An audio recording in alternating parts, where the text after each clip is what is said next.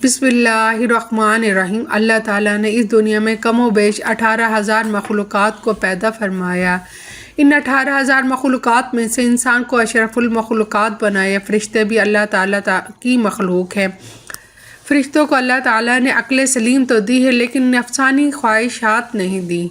जानवर भी अल्लाह ताला की मखलूक हैं। जानवरों को अल्लाह ताला ने नफसानी ख्वाहिशात दी हैं, लेकिन अक्ल नहीं दी। दुनिया में वाहिद एक इंसान है जिसको अल्लाह ताला ने ना सिर्फ नफसानी ख्वाहिशात दी हैं, बल्कि अक्ल सलीम भी अता की है। अक्ल सलीम अता करके अल्लाह ताला ने इंसान को दो रास्ते दिए हैं, एक रास्ता शैतान का और दूसरा रास्ता रहमान का। कम व बेश 18,000 मखलूक़ात अल्लाह ताला के हुक्म की पाबंदी करती हैं, यहाँ तक कि फ़रिश्ते अल्लाह ताला के हुक्म के बग़ैर भी पर नहीं हिला सकते। वाहिद एक इंसान है जो अल्लाह ताला के हुक्म का पाबंद नहीं। अल्लाह ताला ने इंसान को हुक्म का पाबंद नहीं रखा। दो रास्ते दिए हैं, एक रास्ता जन्नत का और दूसरा रास्ता जहन्नुम का। एक रास्ता शैतान का, दूसरा रास्ता रहमान का। अल्लाह ताला ने इंसान को जितनी अज़मत दी है, उस इंसान को जितना मकाम दिया है, किसी मखलूक को भी इतना मकाम अता नहीं किया। लेकिन इंसान ने दुनिया में जो कारनामे सर अंजाम दिए हैं, किसी मखलूक ने भी वो कारनामे सर अंजाम नहीं दिए। अल्लाह ताला के तमाम मखलूक़ात में से किसी भी मखलूक ने ज़मीन को मैला नहीं किया। वाहिद एक इंसान है जो अल्लाह ताला की धरती के ऊपर अल्लाह ताला की नाफरमानियाँ करके, गुनाह करके ज़मीन को रोने पर मजबूर कर देता है। ज़मीन को अल्लाह के आगे फरियाद करने पर मजबूर कर देता है। हज़रत लूत अलैहिस्सलाम की कौम का एक आदमी जो हज़रत लूत अलैहिस्सलाम का फरमाबरदार था, जो इबादत गुजार था और इंतहाई मुत्तकी परहेज़गार था, वो कहीं लंबे सफ़र को जा रहा था। कड़कती धूप थी, तपती गर्मी का मौसम था। जाते जाते रास्ते में एक सायादार दरख्त आया। वो मुसाफिर थोड़ी देर के लिए दरख्त के साए के नीचे सो गया। जैसे ही सोया, उसने ख्वाब में देखा कि ज़मीन ज़ारो कतार रो रही है। ज़मीन को रोते हुए उसने देखा। काफ़ी कोशिश की पूछने की कि आखिर किस चीज़ ने तुझे इस कदर रोने पर मजबूर कर दिया है। ज़मीन ने कहा, तू अपने रहबर से जाके पूछ लेना, मतलब है कि अपने नबी से जाके पूछ लेना, हज़रत लूत अलैहिस्सलाम से जाके पूछ लेना कि मैं इतनी ज़ारो कतार क्यों रो रही हूँ। वो शख्स उल्टे पाँव हज़रत लूत अलैहिस्सलाम के पास किया। अर्ज़ गुज़ार हुआ कि मैंने ख्वाब में ज़मीन को रोते हुए देखा है, ज़मीन को तड़पते हुए देखा है, ज़मीन को अल्लाह के आगे फरियाद करते हुए देखा है।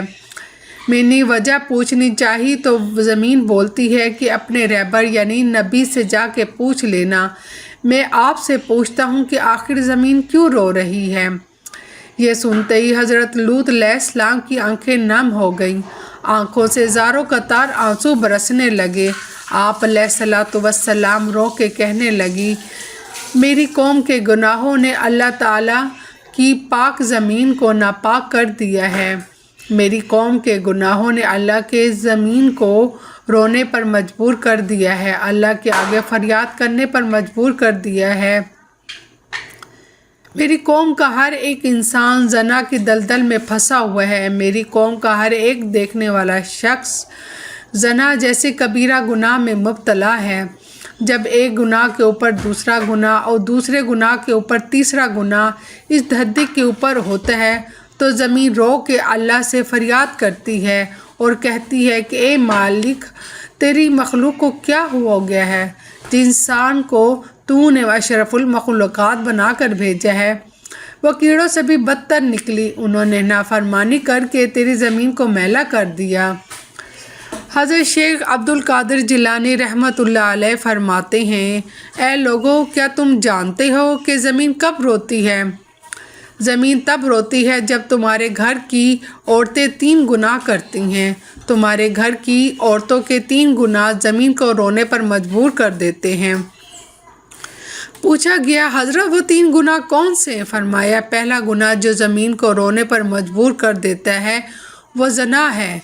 जब एक मर्द एक औरत दोनों मिलकर बदकारी करते हैं, ज़ना करते हैं, ज़ना करने के बाद जब औरत गुस्ल करती है, पानी उसके सर से गुज़रता हुआ जिस्म के एक एक बाल को छूता हुआ پیروں سے نیچے زمین پر جاتا ہے تو اس وقت زمین رو کر کہتی ہے، چیخ کر کہتی ہے، میرے مالک تیرے بندوں کو کیا ہو گیا ہے؟ تو نے انہیں حضرت انسان بنا کر دنیا میں بھیجا، یہ تو نادان کیڑوں سے بھی بدتر نکلے۔ فرمایا گٹر میں پلنے والے کیڑے میں بھی اتنی بدبو نہیں ہوتی جتنی بدبو زمین کو زانی عورت اور زانی مرد کے اندر سے آتی ہے۔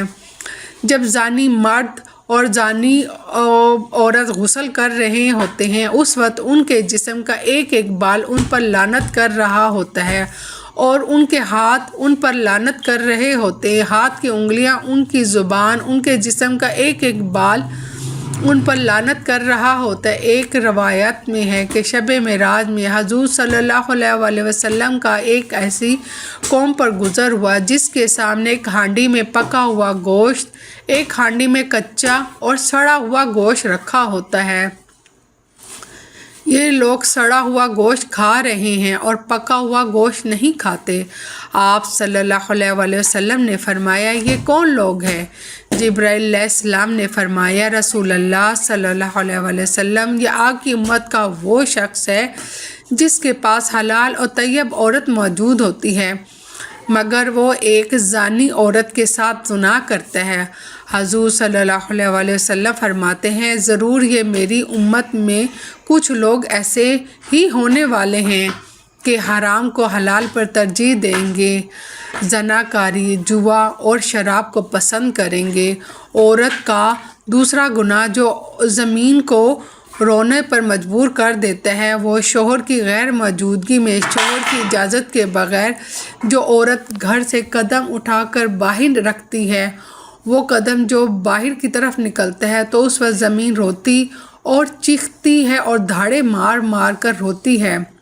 اے اللہ کی بندی، کیا تو جانتی ہے کہ شوہر کی اجازت کے بغیر گھر سے نکلنے کی سزا کتنی ہے؟ اگر تو جان لیتی کہ گھر میں مر جاتی لیکن شوہر کی اجازت کے بغیر اپنے قدم دروازے سے باہر نہ رکھتی۔ بیوی کا شوہر کی اجازت کے بغیر گھر سے نکلنا حرام ہے، پس اگر وہ شوہر کی اجازت اور بغیر کسی شرعی عذر کے گھر سے نکلتی ہے تو نافرمانی کہلائے گی۔ شوہر کی اجازت کے بغیر حتیٰ کہ اس کے منع کرنے کے باوجود تمام شرعی طور پر جائز کاموں کا انجام دینا حرام نہیں ہے، جیسے مقامات مقدسہ کی زیارت، گھر والوں سے ملاقات یا پھر حصول علم کے لیے شوہر کی اجازت کے بغیر گھر سے نکلنا، مگر اس صورت میں کہ جب یہ چیز شوہر کے شرعی حق میں رکاوٹ بن جائے۔ فرمایا عورت کا تیسرا گناہ جو زمین کو رونے پر مجبور کرتا ہے وہ ہے پاؤں میں گھنگرو باندھ کے غیر محرم اور مردوں کے سامنے ناچنا، معاشرے میں بے حیائی پھیلانا، بے غیرتی پھیلانا، بے غیرتی کی طرف قدم اٹھانا، بے حیائی کی طرف قدم اٹھانا، گانا بجانا شریعت میں حرام ہے، قرآن پاک میں ہے جس کا ترجمہ ہے۔ اور بعض لوگ ایسے بھی ہیں جو ان باتوں کے خریدار بنتے ہیں جو اللہ سے غافل کرنے والی ہیں تاکہ اللہ کی یاد سے بے سمجھ گمراہ کرے اور اس کی ہنسی اڑائے۔ ایسے لوگوں کے لیے ذلت کا عذاب ہے۔ حضرت جابر رضی اللہ تعالیٰ عنہ سے روایت ہے کہ حضور صلی اللہ علیہ وسلم نے فرمایا ناچ گانا دل میں منافقت کو اسی طرح پیدا کرتا ہے جیسے پانی کھیتی کو اگاتا ہے۔ فرمایا ہے یہ 3 ایسے بدترین گناہ ہیں جو دھرتی کو ناپاک کر کے زمین کو رونے پر مجبور کر دیتے ہیں۔ ناظرین پاک، اللہ سے دعا ہے کہ اللہ پاک ہمیں بہتر عمل کرنے کی توفیق عطا فرمائے، میرا سنانا اور آپ کا سننا اور قبول فرمائے اور ہمیں نیک کاروں میں شامل کرے، آمین ثم آمین۔